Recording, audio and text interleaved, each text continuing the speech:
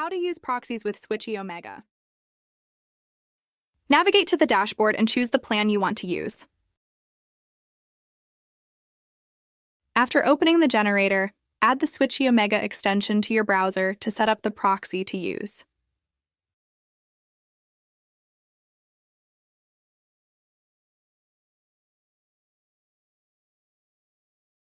Set up a new profile by giving it a name and entering the host and port of the proxy.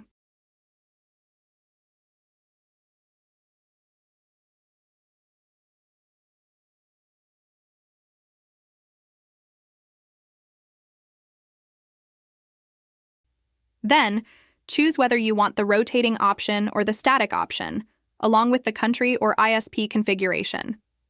Finally, copy the username and password of the proxy, and make sure to press on Apply Changes.